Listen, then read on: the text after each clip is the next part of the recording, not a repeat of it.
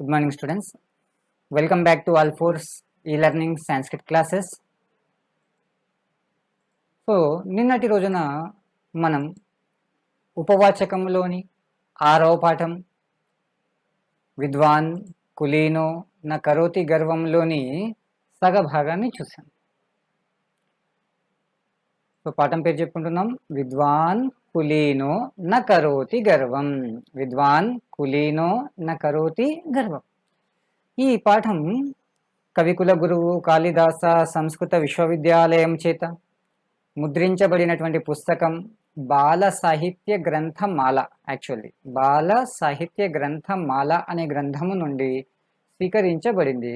రచయిత్రి పేరు వచ్చేసి సౌభాగ్యవతి వీమా గాను. రచయిత్రి పేరు సౌభాగ్యవతి వీమా గాను. ఆ పుస్తకం కవికుల గురువు కాళిదాస సంస్కృత విశ్వవిద్యాలయం చేత ముద్రించబడింది. అది నాగపూర్ మహారాష్ట్రలోని విశ్వవిద్యాలయం. సో నిన్నటి రోజున మనం పాఠం చూసాం. 1989 మే 22వ తారీఖున ఉదయాన్నే ఒక క్షిపణిని ప్రయోగించడం జరిగింది. ఆ క్షిపణి విజయవంతంగా ప్రయోగించబడడంతో భారతదేశం యొక్క గౌరవం పెరిగింది. భారతదేశం యొక్క గౌరవం అందరికీ కనిపించింది, ప్రకాశిస్తూ కనిపించింది. ఒకవైపు కంప్యూటర్ స్క్రీన్ పైన ఆ చిన్న దృశ్యాన్ని చూస్తున్నటువంటి శాస్త్రజ్ఞులందరూ కూడా, ఆ శాస్త్రజ్ఞులకి సహాయం చేస్తున్నటువంటి సహాయకులందరూ కూడా ఆనందభరితంగా ఉత్సాహంగా కనిపించారు. వాళ్ళంతకాలం పడిన కష్టం అంతా కూడా వాళ్ళ యొక్క విజయంతో మైమర్చిపోయారు. ఒకవైపు భారతదేశం అంతా కూడా ఈ ఆనందకరమైనటువంటి ఉత్సాహకరమైనటువంటి వాతావరణంలో మునిగి ఉంటే, మరొక వైపు ఈ అగ్ని అనే క్షిపణిని తయారు చేసినటువంటి శాస్త్రజ్ఞుడు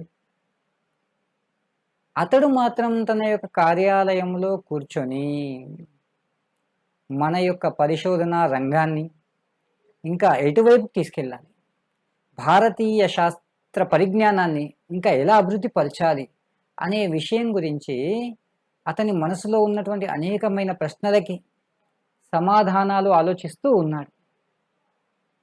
ఆ గొప్ప వ్యక్తి ఇంకెవరో కాదండి, భారతరత్న అనేటువంటి పురస్కారము చేత సన్మానించబడినవాడు. 2002 నుండి 2007 వరకు భారతీయ రాష్ట్రపతి పదవిని అలంకరించినటువంటి మహనీయుడు డాక్టర్ అవుల్ ఫకీర్ జైనలుబ్దీన్ అబ్దుల్ కలాం. అవుల్ ఫకీర్ జైనలుబ్దీన్ అబ్దుల్ కలాం అనే మహానుభావుడు. ఈ మహానుభావుడు దక్షిణ భారతదేశంలోని తమిళనాడు రాష్ట్రంలోని రామేశ్వరం అనేటువంటి పుణ్యక్షేత్రములో జన్మించాడు.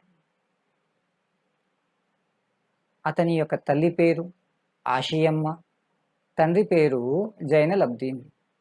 ఈ పుణ్య దంపతులకు జన్మించినటువంటి వాడు అబ్దుల్ కలాం అనేటువంటి మహనీయుడు. ఇతని యొక్క ప్రాథమిక విద్య మొత్తం రామేశ్వరంలోనే కొనసాగింది. ఆ తరువాత అతడు రామనాథపురములోని స్వర్జ విద్యాలయంలో చేరాడు. ఆ తరువాత తిరుచిరాపల్లిలోని సెంట్ జోసెఫ్ అనేటువంటి కళాశాలలో బిఎస్సి కోర్సులో జాయిన్ అయ్యాడు. ఆ తర్వాత మద్రాస్ ఇన్స్టిట్యూట్ ఆఫ్ టెక్నాలజీలో ఇంజనీరింగ్ స్థానాన్ని సంపాదించి అక్కడ ప్రత్యేకంగా ఏరోడైనమిక్స్ అనేటువంటి సబ్జెక్ట్ని స్వీకరించాడు. అక్కడ ఎంతకాలం అయితే చదువుకున్నాడో అక్కడ ఉన్నటువంటి ప్రొఫెసర్స్ అందరికీ అతడు ప్రశంసాపాత్రుడయ్యాడు. అంతేకాకుండా చదువుల యందు కూడా చక్కటి ప్రతిభను కనపరిచాడు. అతడు స్కూల్లో చదువుకునే స్థాయిలోనే ఎప్పుడైతే అతడు రామేశ్వరంలో చదువుకునేవాడో ప్రైమరీ క్లాసెస్, ఆ సమయంలోనే అతడు తన మిత్రుడైనటువంటి షంసుద్దీన్తో కలిసి వార్తాపత్రికల వితరణం చేస్తుండేవాడు. న్యూస్ పేపర్స్ వేస్తూ అలా కూడా డబ్బులు సంపాదించే ప్రయత్నం చేసి ఉన్నాడు. ఇక ఇతనికి మాతృభాష తమిళ్. ఒక సైన్స్ స్టూడెంట్ అయినప్పటికీ ఇతనికి మాతృభాష పట్ల ఉన్నటువంటి అనురాగం, ప్రశంసించదగినది. అతడు మాతృభాషలో కూడా అనేకమైనటువంటి వ్యాసాలు రాశాడు, జనరల్ ఎస్సేస్ రాశాడు. సంస్కృతం పట్ల కూడా అతనికి ఆసక్తి ఉండేది. ప్రత్యేకంగా చెప్పాలంటే సంస్కృత స్తోత్రాలను చదవడం యందు అతడు ఎక్కువ ఆసక్తిని కనపరుస్తూ ఉండేవాడు. ఇది నిన్న మనం చెప్పుకున్నటువంటి పాఠ్యాంశం. ఆ తర్వాత అంశం ఏదైతే ఉందో అది మనం ఈరోజు చూస్తున్నాం. చూడండి. అబ్దుల్ కలామः హిందుస్థాన్ ఏరోనాటిక్స్ లిమిటెడ్ इति संस्थायां विमानशास्त्रस्य विषये प्रशिक्षणं सम्प्राप्य तांत्रिक विकास निर्माण मार्गदर्शक विभागे वरिष्ठ वैज्ञानिक अधिकारी पदం అలవత. ఇతడు ఏరో డైనమిక్స్ కోర్స్ చదివాడు కాబట్టి ఆ తర్వాత ఇతడు చూడండి హిందుస్థాన్ ఏరోనాటిక్స్ లిమిటెడ్ అనేటువంటి సంస్థలో విమాన శాస్త్ర విషయంలో ట్రైనింగ్ తీసుకున్నాడు. అంటే విమాన శాస్త్రానికి సంబంధించినటువంటి కోర్స్ ఏదైతే ఉందో దానికి సంబంధించినటువంటి వర్క్స్ ఏవైతే ఉంటాయో దాంట్లో ట్రైనింగ్ తీసుకొని తాంత్రిక వికాస నిర్మాణ మార్గదర్శక directorate of technical development and production అనేటువంటి డిపార్ట్మెంట్లో వరిష్ఠ వైజ్ఞానిక అధికారి పదం, వరిష్ఠ వైజ్ఞానిక అధికారి పదం, వరిష్ఠ వైజ్ఞానిక means senior scientist, senior scientific assistant పదాన్ని కూడా అతడు పొంది ఉన్నాడు. తతశ్చ భారత సర్వకారేణ సహ నాగరీ ఉడ్డయని విభాగస్య తంత్రజ్ఞాన కేంద్రే నియుక్తో అభవత్. ఆ తర్వాత భారత ప్రభుత్వము చేత అతడు నాగరీ ఉడ్డయని విభాగస్య తంత్రజ్ఞాన కేంద్రే నియుక్త అభవత్. అతడు భారత ప్రభుత్వము చేత నాగరీ ఉడ్డయని అనేటువంటి సంస్థ యొక్క తాంత్రిక జ్ఞాన కేంద్రము యందు అంటే టెక్నాలజీ డిపార్ట్మెంట్లో టెక్నికల్ డిపార్ట్మెంట్లో అతన్ని నియమించడం జరిగింది. So he was appointed in technical department of నాగరీ ఉడ్డయని డిపార్ట్మెంట్. 1850 वर्षे सः स्वयमेव अतीतयुद्धविमानस्य प्रारूपम् आरचितवान्. 1850 वर्षे in 1958 సహ స్వయమేవ యుద్ధ విమానస్య ప్రారూపం ఆరచితవన్. అతడు స్వయంగానే ఒక అద్భుతమైనటువంటి యుద్ధ విమానము యొక్క డిజైన్ తయారు చేశాడు. So aeroplane was designed by Abdul Kalam in 1958. తత్ దృష్ట్వా శాస్త్రజ్ఞాः సర్వే తం ప్రశంసితవంతः. By seeing that aeroplane design all scientist praised him a lot. అది చూసినటువంటి శాస్త్రజ్ఞులందరూ కూడా ఆ అబ్దుల్ కలాంని ఎంతో మెచ్చుకున్నారు, ఎంతో ప్రశంసించారు. తదనంతరం సర్వకారేణ ఏరోనాటికల్ డెవలప్మెంట్ ఎస్టాబ్లిష్మెంట్ ఇది సంస్థాయాం ప్రేషితః సహ హోవర్ క్రాఫ్ట్ ఇది ఆఖ్యం వాయుయానం నిర్మాయ తస్య నంది ఇది నామ కల్పితవాన్. ఆ తర్వాత ఇతడు ఎక్కడికి వెళ్ళాడట? ఏరోనాటికల్ డెవలప్మెంట్ ఎస్టాబ్లిష్మెంట్ అనేటువంటి సంస్థలో ప్రభుత్వం చేత పంపించబడ్డాడు. He was sent by government to aeronautical development establishment. So ఆ సంస్థకు వెళ్ళినటువంటి ఇతడు ఒక వాయుయానం మీన్స్ విమానం, యానం అంటే వాహనం, ఓకేనా? ఆ వాయువులో వెళ్ళేది కాబట్టి దాన్ని ఏమంటాం? వాయుయానం అంటాం. ఆకాశంలో గాల్లో ఎగిరేది. సో అటువంటి ఒక వాయుయానాన్ని విమానాన్ని తయారు చేశాడు. యాక్చువల్ అదేంటిది? హోవర్ క్రాఫ్ట్ అనే పేరుతో. దానికి అతడు నంది అనే పేరు పెట్టాడు, హోవర్ క్రాఫ్ట్. అది చూడడానికి ఎలా ఉంటుందో ఒకసారి చూద్దాం.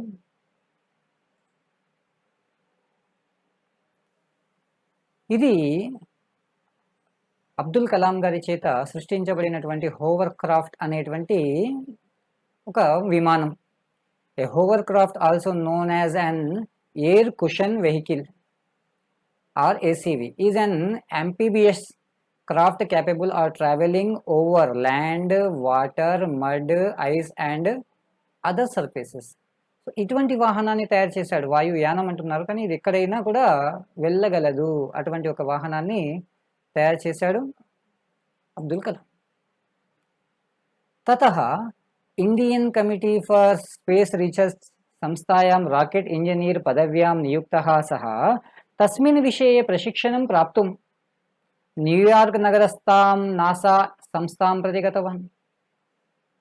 So establishment aeronautical development establishment అనే సంస్థలో చేరిన అతడు ఓవర్ క్రాఫ్ట్ అనేటువంటి విమానాన్ని తయారు చేసి ఆ తర్వాత అక్కడి నుండి Indian committee for space research ICSR అనే సంస్థలో చేరి రాకెట్ ఇంజనీర్ పదవిలో నియమించబడ్డాడు.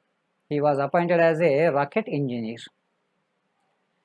కానీ రాకెట్కి సంబంధించినటువంటి పరిజ్ఞానాన్ని సాధించడానికి తస్మిన్ విషయే ప్రశిక్షణం ప్రాప్తం, ఆ సబ్జెక్ట్లో ఇంకా కొంచెం ట్రైనింగ్ తీసుకోవడానికి న్యూయార్క్ నగరంలో ఉన్నటువంటి నాసాకి అతడు వెళ్ళాడు. So he went to NASA in New York to get training about rockets. తదనంతరం ఏకోనసప్తతి उत्तर एकोनविंशतितमे वर्षे प्रख्यात अंतरिक्ष वैज्ञानिकस्य भारतीय अंतरिक्ष अनुसंधान संघटनस्य आरंभकस्य विक्रम साराभाइनः मार्गदर्शने स्वदेशीय तंत्रज्ञानेन उपग्रहान् निर्मातुम् अब्दुल कलामः प्रयतत. సో న్యూయార్క్ వెళ్ళాడు, నాసాలో ట్రైనింగ్ తీసుకున్నాడు, మళ్ళీ తిరిగి వచ్చాడు. ఆ తర్వాత చూడండి అతడు 1969లో ప్రపంచ ప్రఖ్యాతిగాంచినటువంటి అంతరిక్ష వైజ్ఞానికుడు, so renowned space scientist Vikram Sarabhai. ఈ విక్రమ్ సారాభాయ్ ఎవరండి అంటే ఏం చెప్తాం? సో హూ స్టార్టెడ్ ఇస్రో, ఎవరి చేతనైతే ఇస్రో ప్రారంభించబడిందో ఇండియన్ స్పేస్ రీసెర్చ్ ఆర్గనైజేషన్, దాన్ని సంస్కృతంలో భారతీయ అంతరిక్ష అనుసంధాన సంఘటన అంటాం. దాన్ని ఆరంభించినటువంటి వ్యక్తి విక్రమ్ సారాభాయ్. ఆ సారాభాయ్ యొక్కటువంటి మార్గదర్శనంలోనే ఇన్ హిస్ గైడెన్స్ స్వదేశీయ తంత్రజ్ఞానేన, మన భారతదేశం యొక్క టెక్నాలజీతోనే, ఇండియన్ టెక్నాలజీతోనే ఉపగ్రహ నిర్మాతం ప్రాయతత, ఉపగ్రహాలను తయారు చేసే ప్రయత్నం చేశాడు. Abdul Kalam tried to make satellites with Indian technology in the guidance of Vikram Sarabhai in 1969. अशीति उत्तर एकोनविंशतितमे वर्षे जुलै मासे SLV-3 सैटेलैट् लांच वेहिकल इति आख्यस्य उपग्रहस्य प्रयोगेन भारतस्य प्रतिष्ठां विश्वे सर्वत्र परिव्यापितवान्. సో ఆ తర్వాత 1980లో అతడు తయారు చేసినటువంటి 1980లో అతడు తయారు చేసినటువంటి SLV-3 శాటిలైట్ లాంచ్ వెహికల్ అనేటువంటి దానిని ప్రయోగించి భారతదేశం యొక్క ప్రతిష్టను ప్రపంచవ్యాప్తముగా తెలిసేలాగా చేశారు. ఆ SLV-3 ఎలా ఉంటుందో ఒకసారి చూద్దాం.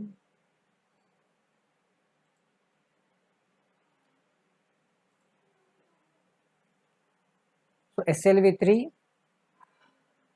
he was the project director of India's first satellite launch vehicle which successfully deployed the Rohini satellite in near Earth orbit in July 1980. So మనం చూస్తున్నాం భూమికి దగ్గరగా ఉన్నటువంటి రోహిణి అనేటువంటి కక్షలోకి, రోహిణికి దగ్గరగా ఉన్నటువంటి కక్షలోకి ఈ SLV-3 అనేటువంటి ఉపగ్రహాన్ని ప్రవేశపెట్టడం జరిగింది జూలై 1980లో. సో ఆ ప్రాజెక్ట్కి డైరెక్టర్గా ఉండే అబ్దుల్ కలాం.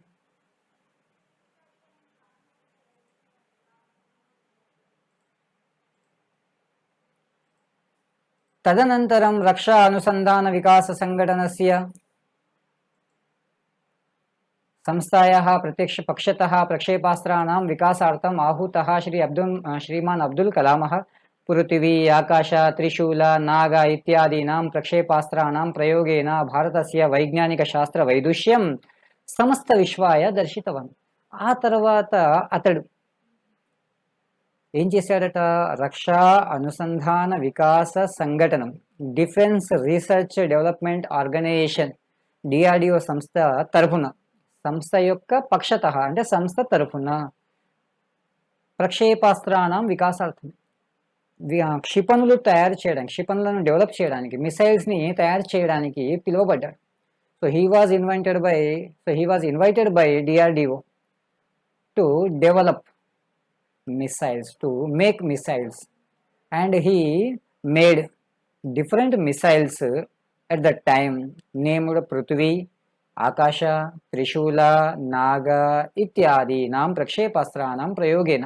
ఇటువంటి రకరకాలైనటువంటి క్షిపణులు తయారు చేసి రకరకాలైనటువంటి మిసైల్స్ తయారు చేసి భారతదేశం యొక్క వైజ్ఞానిక శాస్త్ర వైదుష్యాన్ని అంటే భారతదేశం యొక్క శాస్త్ర పాండిత్యాన్ని ప్రపంచ దేశాలకు చూపించాడు అబ్దుల్ కలాం. సో అతను తయారు చేసినటువంటి మిసైల్స్ పృథివీ, ఆకాశ, త్రిశూల, నాగ మొదలగునవి. అవి ఒక్కొక్కసారి అన్నీ చూద్దాం ఎలా ఉన్నాయో. ముందుగా చూస్తున్నాం పృథివీ. The Government of India launched the Integrated Guided Missile Development Program in 1983 to achieve self-sufficiency in the development and production of wide-range ballistic missiles, surface-to-air missiles, etc. Prithvi was the first missile to be developed under the program. DRDO attempted to build a surface-to-air missile under the project Devil. Variants make use of either liquid or both liquid and solid fuels. Developed as a battlefield missile, it could carry a nuclear warhead in its role as a tactical nuclear weapon. So ఇది మనం చూస్తున్నటువంటి పృథ్వీ అనేటువంటి missile Abdul Kalam గారి చేత సృష్టించబడింది.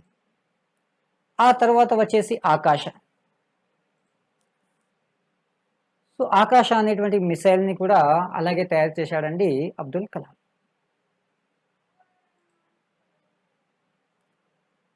After that Trishula.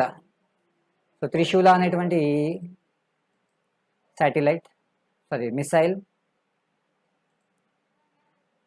So Naga అనేటువంటి missile. ఈ విధంగా అనేక రకాలైనటువంటి మిసైల్స్ని తయారు చేసినటువంటి ఘనత, గొప్పతనం మన అబ్దుల్ కలాం గారికి ఉంది. అతడు భారతదేశం యొక్క శాస్త్ర పరిజ్ఞానాన్ని ప్రపంచ దేశాలకు చాటి చూపించాడు. పద్మభూషణ, పద్మవిభూషణ, భారతరత్న ఇత్యాది పురస్కారై సమ్మానితః అబ్దుల్ కలాం మహాశయः 2000 वर्षस्य जुलै मासस्य 25 दिनाङ्कतः 2000 वर्षस्य जुलै मासस्य 25 दिनाङ्कपर्यन्तं భారతరాష్ట్రపతి పదం అలంకృతవాన్. మనం చూస్తున్నాం అబ్దుల్ కలాం అనేటువంటి మహనీయుడు పద్మభూషణ, పద్మవిభూషణ, భారతరత్న అనేటువంటి ఉత్తమ పురస్కారాల చేత సన్మానించబడ్డాడు. So he was felicitated with different prices named Padma Bhushan, Padma Vibhushan and Bharat Ratna. And he was honoured with the post of presidency for the period of 2002 to 2007. So అతడు 2002 నుండి 2007 వరకు రాష్ట్రపతి పదవిని అలంకరించినటువంటి గొప్పవాడు. తదనంతరం వైజ్ఞానికోయం ప్రాచార్యత్వం అధిగమ్య భారతే ఇండియన్ ఇన్స్టిట్యూట్ ఆఫ్ మేనేజ్మెంట్ ఇది సంస్థాసు వైజ్ఞానిక శాస్త్రం ఉద్బోధయామాస. ఆ తర్వాత ఇతడు వాస్తవానికి ఒక వైజ్ఞానికుడు, సైంటిస్ట్ అయినా కూడా ఏం చేశాడట, ప్రొఫెసర్ అనేటువంటి పదవిని స్వీకరించి 2007 తర్వాత అతడు మళ్ళీ ప్రొఫెసర్గా మారి భారతదేశంలో ఉన్నటువంటి ఇండియన్ ఇన్స్టిట్యూట్ ఆఫ్ మేనేజ్మెంట్ అనే సంస్థలో వైజ్ఞానిక శాస్త్రాన్ని కూడా బోధించాడు, సైన్స్ బోధిస్తూ ఉండేవాడు. వైజ్ఞానిక శాస్త్రేణ సహా భారతీయ సంస్కృతిం ఛాత్రాణం మనః వికాసయితుం నీతిం ధర్మం చ అశిక్షయత్. వైజ్ఞానిక శాస్త్రమే కాదు, ఆ వైజ్ఞానిక శాస్త్రంతో పాటు భారతీయ సంస్కృతి, ఇండియన్ కల్చర్, ఛాత్రాణం మనః వికాసయితుం నీతిం ధర్మం చ శిక్షేత్, పిల్లల యొక్క మనసులను, విద్యార్థుల యొక్క మనసులను డెవలప్ చేయడానికి, అభివృద్ధి పరచడానికి నీతి ధర్మాన్ని కూడా బోధిస్తూ ఉండేవాడు Abdul Kalam. After his presidency post he joined in a Indian Institute of Management as a science professor. He used to teach not only science, along with science he used to teach about Indian culture, and he used to teach moral values and dharma sutras also for development of the students. भारतीय यूनां उत्साह वर्धनाय దిశా దర్శనాయ చ wings of fire ఇది గ్రంథం అలిఖయత్. So అతడు భారతీయ యువకులకు ఉత్సాహాన్ని పెంచడానికి, భారతీయ యువకుల యొక్క ఉత్సాహాన్ని పెంచడానికి, వారికి ఒక మార్గాన్ని చూపించడానికి వింగ్స్ ఆఫ్ ఫైర్ అనేటువంటి పేరుతో ఒక గ్రంథం రాశాడు. He wrote a book named wings of fire to encourage the Indian youth and to motivate them in a right way. तेन रचितं पुस्तकम् इंडिया 2020 भविष्यतः भारतस्य शक्ति संपन्नतायै क्रियात्मक उपायान् सूचयति. तेन रचितं पुस्तकम् इंडिया 2020 అతని చేత రాయబడినటువంటి పుస్తకం ఏదైతే ఉందో ఇండియా 2020 అనేది అది భవిష్యత్తు భారతదేశం యొక్క శక్తి సామర్థ్యాల కొరకు క్రియాత్మకమైనటువంటి ఉపాయాలను సూచిస్తారు. అంటే భారతదేశం భవిష్యత్తులో శక్తి సంపన్నమైన దేశముగా ఉండాలి అంటే ఏమేం చేయాలి, మన సైన్స్ ఎలా వెళ్ళాలి, మన టెక్నాలజీని ఎలా ఉపయోగించుకోవాలి అనేటువంటి రకరకాలైనటువంటి ఆలోచనలతో కూడినటువంటి పుస్తకం ఇండియా 2020.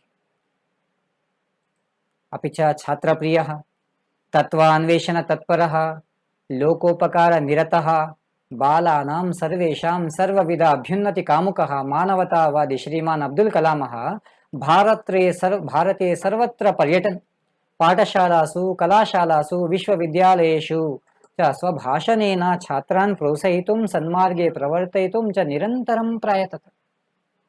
చూడండి, అబ్దుల్ కలాం రాష్ట్రపతి పదవిని అలంకరించినప్పటికీ అతని యొక్క గుణాలు చూడండి, ఎంత మంచి గుణాలు ఉన్నాయంటే. ఛాత్రప్రియ, అతనికి విద్యార్థులంటే చాలా ఇష్టం. పిల్లలంటే, చదువుకునే పిల్లలంటే చాలా ఆసక్తిని కలిగి ఉండేవాడు అబ్దుల్ కలాం.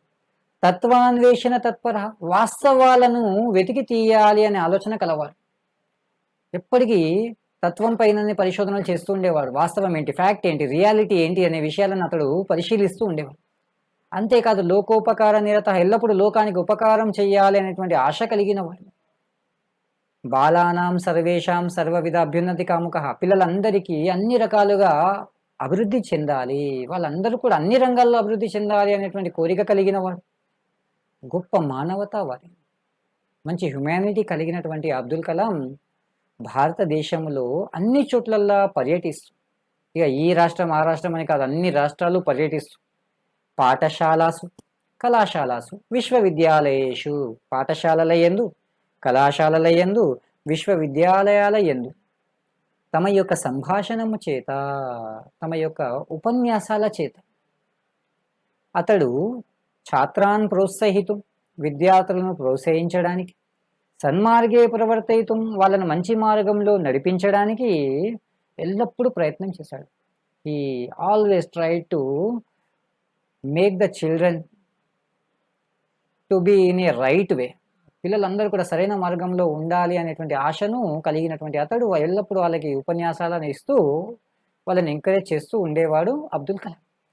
తస్మిన్నేవ ప్రయత్నే షిల్లాంగ్ నగరస్థాం ఇండియన్ ఇన్స్టిట్యూట్ ఆఫ్ మేనేజ్మెంట్ ఇది సంస్థాయాం ఛాత్రాన్ ఉద్బోధయన్ అకస్మాత్ హృద్రోగేన పీడితః అయం మహానుభావః.